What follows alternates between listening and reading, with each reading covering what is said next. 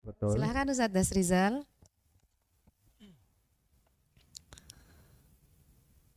أعوذ بالله من الشيطان الرجيم.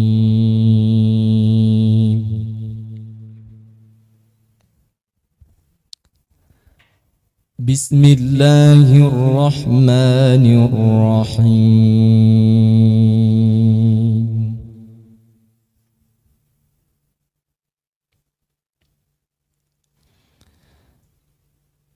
يا أيها المزمل قم الليل إلا قليلا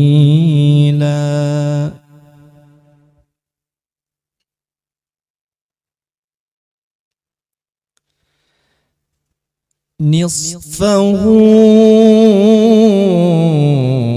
أو انقص منه قليلا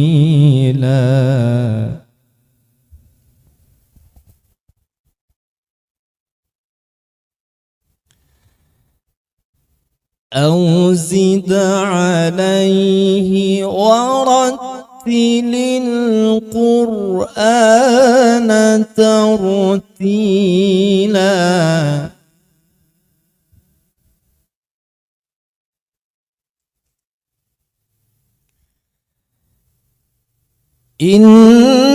إنا سنلقي عليك قولا ثقيلا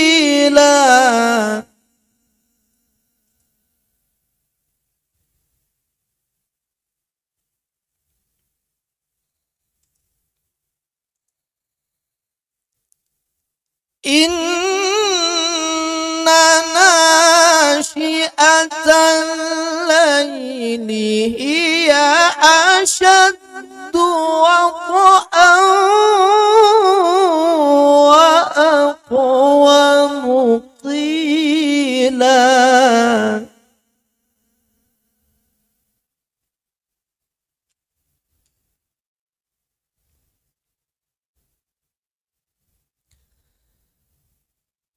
إن لك في النهار سبحا طويلا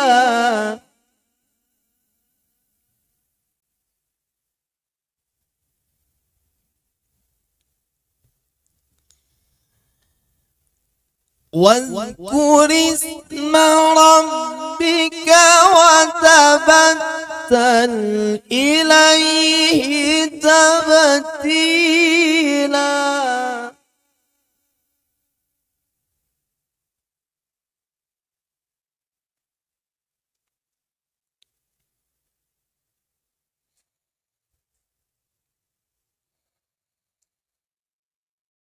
رب المشرق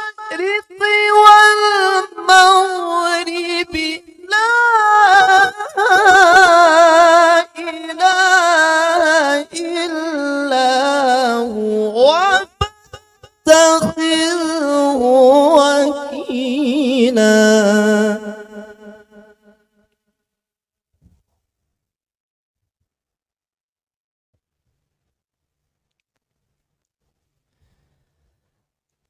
واصبر على ما يقولون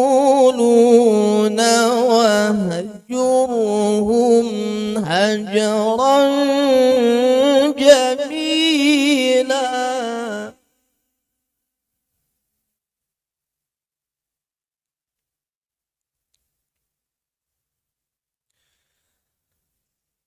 وذرني والمكذبين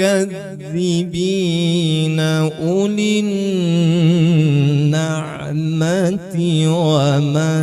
ومهلهم قليلا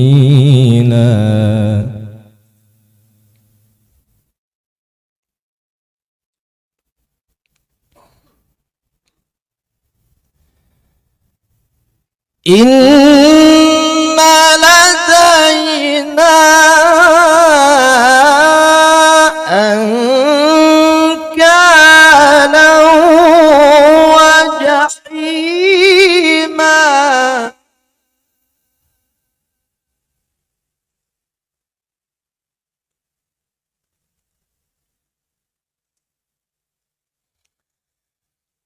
وطعاما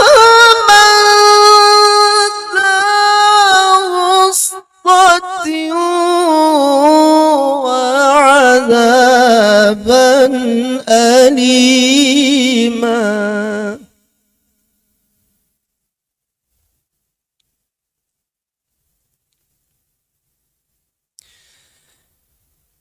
يوم ترجف الأرض والجبال وكانت الجبال كثيبا مهينا صدق الله العظيم. Masyaallah, sadaqallahul azim, sadaqallahul azim, wa nahnu ala dzalika minasyahidin. Masyaallah. Mungkin ada tambahan Ustaz Dasrizal? Iya, tadi sekarang mari kita Ada dengar tambahan atau mungkin akan memperdengarkan kepada kita lagu Hijaz. Silakan. iya. Ayat Kita 102-nya aja Ustaz. Iya, Yang ayat Ali 100. Imran Iya. 102. silakan. A'udzubillahi minasyaitonirrajim. Bismillahirrahmanirrahim. يا أيها الذين آمنوا اتقوا الله حق تقاته. Ini namanya awal makom Hijaz. Ya. Nah, sekarang berikutnya Hijaz juga. اتقوا الله حق تقاته ولا تموتن إلا وأنتم مسلمون. Iya, itu kedua. Ah, sekarang ketiga. Nada tingginya, jawab, istilahnya jawab dari Hijaz. Ya. واعتصموا بحبل الله جميعا ولا تفرقوا. Oke, akan melanjutkan ayatnya dengan lagu Nahawan. Berikut Nahawan. واذكروا نعمة الله عليكم إذ كنتم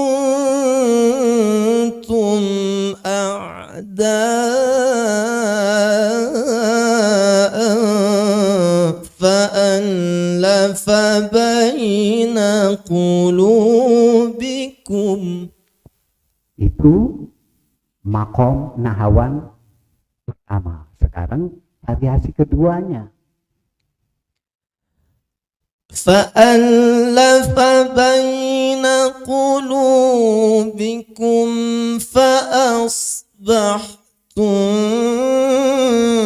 بنعمته إخوانا. Iya, cara ketiga di Nahawan, di setiap lagu termasuk Nahawan, nada paling tinggi sekarang yang disebut jawab.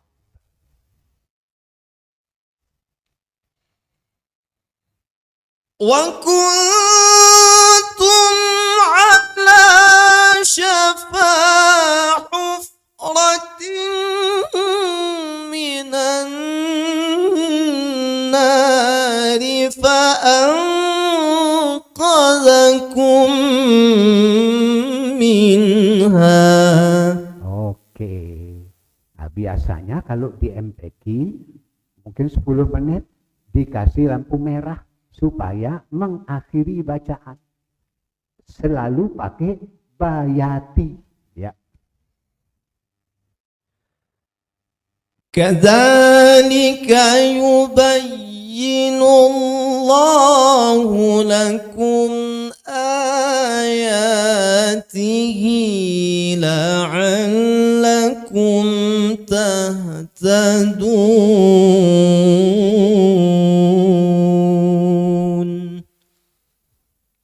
صدق الله العظيم. Masya Allah. Terima kasih banyak Ustadz. Masya Allah. Masih semangat Bu? Ruang Ramadan, tahsin Quran, bareng juara. Alhamdulillah. Masya Allah. Sekarang sesi selanjutnya kita mau ngobrol-ngobrol sedikit ya Bu. Dengan qari kita, Masya Allah, Ustadz Dasrizal. Ustadz Dasrizal, sebelumnya ibu-ibu mungkin mau tahu ya, Ustadz Dasrizal ini asalnya dari mana? Baik, saya asal dari Sumatera Barat. Oh, Ustadz dari Padang ya Ustadz? Ya, Masya tepatnya Kabupaten Sijunjung, sekitar 3 jam dari Kota Padang. Masya Allah ya. Tapi emang saya punya teman dulu di pesantren juga, kebanyakan qari'ah itu memang dari Sumatera Barat banyak ya Ustadz ya. Banyak bibit unggul di Sumatera Barat ini, Masya Allah. Ya Ustadz, sejak kapan mulai belajar tilawah dengan lagu seperti ini Ustadz? Oh ya, sebetulnya memang untuk lagu ini termasuk hobi dari kecil. Saya ingat lagi ketika belum bisa baca Quran sebetulnya, tapi ketika itu ada pembelajaran nagom di sebuah surau atau musola. Saya suka dengar itu dari luar, jadi ngikutin, terus bersenandung begitu. Kadang-kadang mendengarkan dari radio gitu. Jadi memang dari kecil itu semacam ada ketertarikan begitu untuk mempelajari atau berlagu gitu. Baru ketika sekolah sudah bisa baca Quran, belajar dengan kakak, kemudian mencari guru dan seterusnya begitu. Tapi alhamdulillah mencari guru di daerah Ustadz nggak susah ya Ustadz karena banyak ya?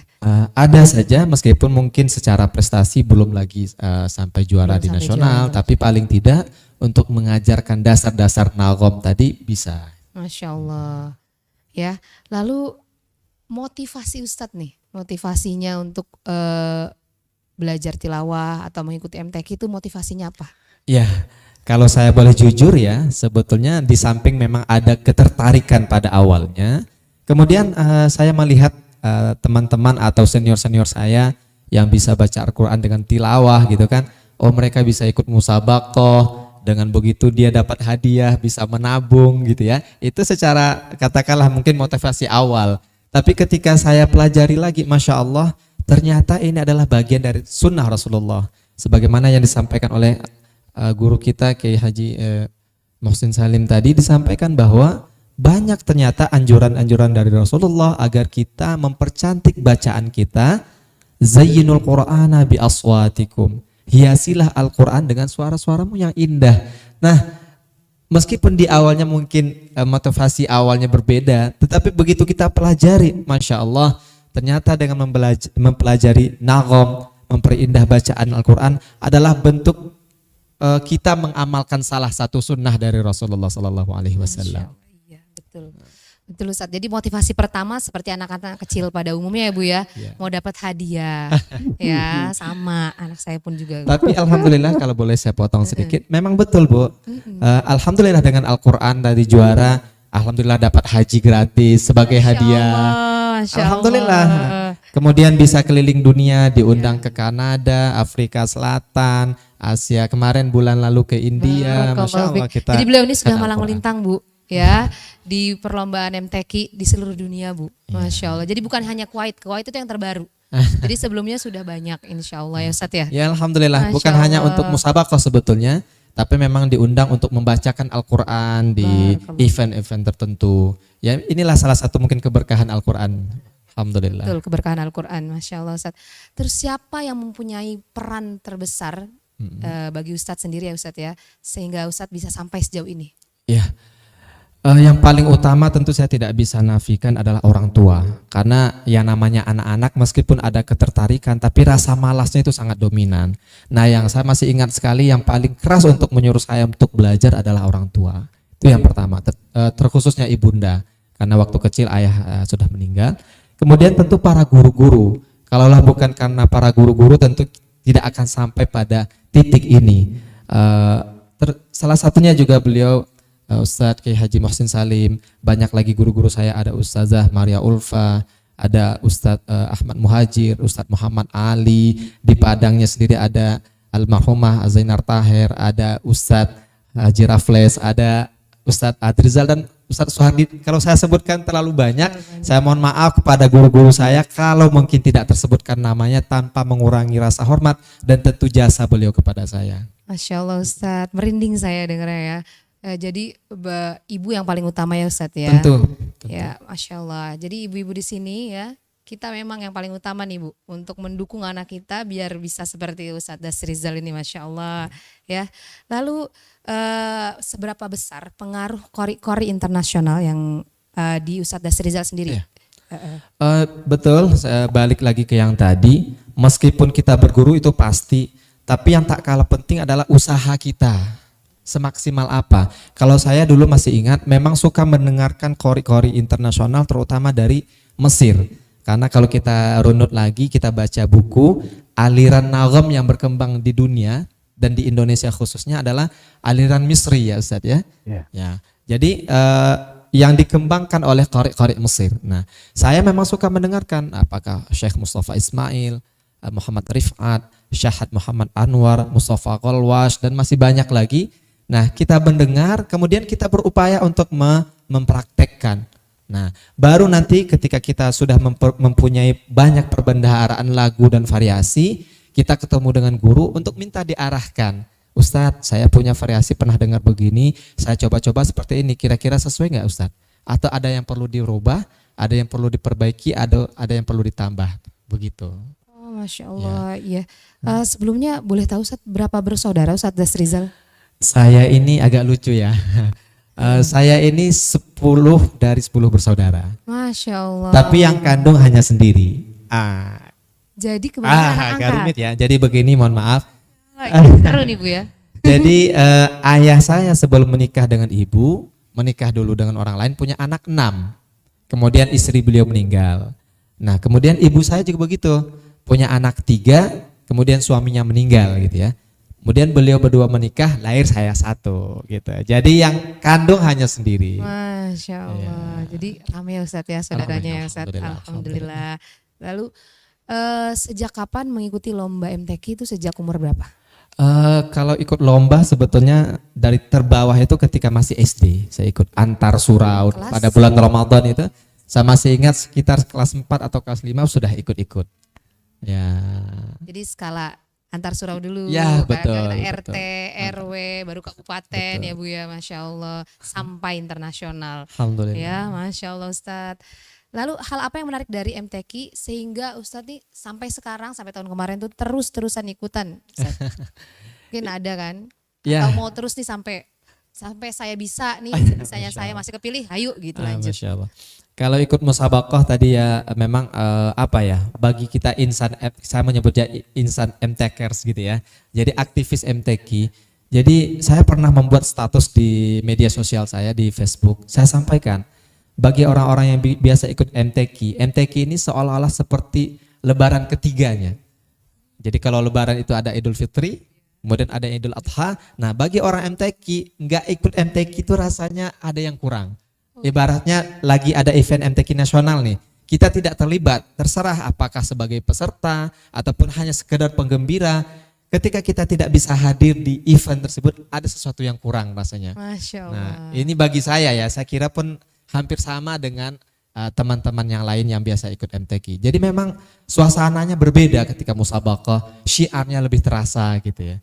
Masya Allah. Jadi memang udah memang circle-nya tuh MTKers semua gitu. ya Ustaz ya. Bisa ikutan gak kita? Boleh nanti diikutkan dalam dari circle-nya, bawah. Masya Allah. Dan ini pertanyaan lagi, bagaimana model pembelajaran tilawah yang Ustadz lakukan selama ini sehingga bisa mendapatkan banyak kejuaraan Ustadz? Ya, saya ulang lagi mungkin yang saya sampaikan tadi. Yang pertama, ada kemauan kuat dari diri sendiri dulu. Artinya ketika ada keinginan, kita berusaha mendengar, banyak mendengarkan perbendaharaan lagu, variasi dari syekh-syekh dari Mesir, qori-qori internasional. Kemudian kita berusaha untuk mengulang-ulang. Nah, salah satu yang saya lakukan adalah merutinkan latihan secara pribadi minimal sehari 2 kali. Pertama ba'da subuh, kemudian ba'da maghrib. Terutama ba'da subuh. Kenapa? Karena ketika subuh suara kita lagi berat-beratnya bangun tidur. Nah, saat itulah saat terbaik bagi kita untuk latih dan mengolah suara. Ba'da subuh ya Bu, Ya. ba'da subuh jangan tidur lagi. Begitu. Ya. Jadi ba'da subuh ya Ustadz. Ba'da Itu subuh. paling bagus. Itu berapa jam Ustadz? Kalau saya dulu mengusahakan jangan kurang dari setengah jam. Jangan kurang dari setengah Ya, jam. dengan suara tinggi, latihan dari nada koror, nawa, jawab. Nah, biasanya dijawab kita agak mandek. Nah, paksa diulang lagi, sehingga suaranya menjadi lebih ringan gitu. Oh iya, jadi terbiasa ya Ustadz. Terbiasa. Baik. Ini mungkin pertanyaan saya pribadi, mungkin juga mewakili ibu-ibu semuanya. Di sini mungkin daerah kita ini ya Bu ya, di mana nih kita bisa belajar nagom nih Ustadz? Insyaallah. Ya kan selama ini kita mungkin hanya belajar tahsin biasa ya Bu, tahsin biasa, tajwid biasa. Kita pengen juga nih kita nih mengaji dengan lagu, dengan nagom tuh dari di mana? Mungkin ada institusi sendiri atau rumah tahfiz sendiri, Ya, Al-Quran baik. sendiri. Sebetulnya kita berterima kasih juga kepada pemerintah karena sebetulnya setiap musabaqah itu kan ada eventnya dari yang terkecil. Nah, biasanya sebelum menghadapi musabaqah itu diadakan pelatihan meskipun terbatas hanya untuk calon-calon duta gitu ya. Tapi kalau untuk belajar secara umum sebetulnya nggak usah jauh-jauh, ada guru kita di sini Ustadz Kiai Haji Ustadz Muhsin Kiai Haji Salim, Muhsin, ya. ada guru kita juga yang mungkin mengajar di Institut Perguruan Tinggi Ilmu Quran. Kemudian ada di Institut Ilmu Quran yang khusus untuk perempuan, ada Ustazah Maria Ulfa, ada Ustadz Muhammad Ali di daerah Pondok Cabe, beliau punya pesantren di situ. Ada Ustadz Ahmad Muhajir, masih banyak sebetulnya banyak kalau ya. kita mau bisa kita cari di sekitaran Jakarta. Oh sekitaran Jakarta nih banyak ya Ustadz ya. Kita Ya. search saja nanti di internet juga ada ya Ustadz ya. Insya Allah Masya ada. Allah. Ya Ustadz ya. Terima kasih banyak ya, jazakumullah ahsanal jaza untuk Oh, iya. Kiai Haji Muhsin dan juga Ustadz Dasrizal untuk waktunya menyempatkan diri di sini bersama kita ya, memberikan ilmu baru ya untuk kita semuanya. Tapi sebelum kita tutup mungkin ada closing statement Ustadz. Ya. Ya, closing statement memotivasi taujihat irsyadat buat kita semakin semangat. Bagi kita semua tanpa kecuali, ibu, bapak mengingatkan putra-putra.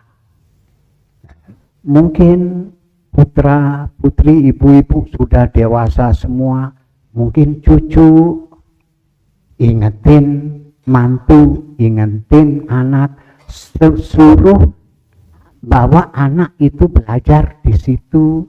Di situ ada orang mengajarkan tajwid Al-Quran, tahsin Al-Quran. Oh, di situ tempat belajar lagu Al-Quran. Seperti itu. Nanti akan terlihat apakah ada bakat putra itu atau cucu-cucu itu. Selain itu, ingetin mungkin mantu, ingetin anak-anak yang umur 4 tahun, 5 tahun itu cari di YouTube. Ada yang qori'ah anak-anak, qori anak-anak, itu disetel mau dengar atau tidak sebelum dia tidur, disetel aja. Nanti kalau ada bakat, dia ulangi lagi. Nah, sekali lagi kita berupaya semaksimal kemampuan kita untuk belajar mempertahankan cara baca kitab suci Al-Quranul Karim juga bersama tahsinnya, bersama lagu-lagunya. Oke, seperti itu. Terima kasih banyak Pak Kiai, Masya Allah. Selanjutnya Ustadz Dasrizal silahkan motivasi untuk kita semua nih dan juga pemirsa di rumah. Ya. Rasulullah SAW bersabda dalam sebuah hadisnya, "Iqra'ul Qur'ana fa innahu ya'ti yaumal qiyamati syafi'an li ashabihi." Bacalah Al-Qur'an, sesungguhnya Al-Qur'an itu kelak pada hari kiamat, pada hari akhir nanti akan menjadi salah satu pemberi syafaat bagi kita. Jadi selain syafaat yang kita harapkan adalah syafaat Rasulullah SAW, ada lagi satu syafaat yaitu syafaat Al-Quran. Oleh karenanya mari kita memperdekatkan diri kita kepada Al-Quran, selalu berinteraksi dengan Al-Quran, sekurang-kurangnya kita upayakan untuk bisa selalu membaca Al-Quran sehingga Al-Quran betul-betul akan menjadi penolong kita di hari akhir kelak. Amin ya rabbal alamin. Masya Allah. Terima kasih Ustaz ya Bu, catat ya Bu. Ya, semakin semangat, kita harus semakin semangat harus mendekati Al-Quran ya Bu ya. Jadi jangan bosan-bosan untuk belajar baik tajwid ataupun tahsin Quran.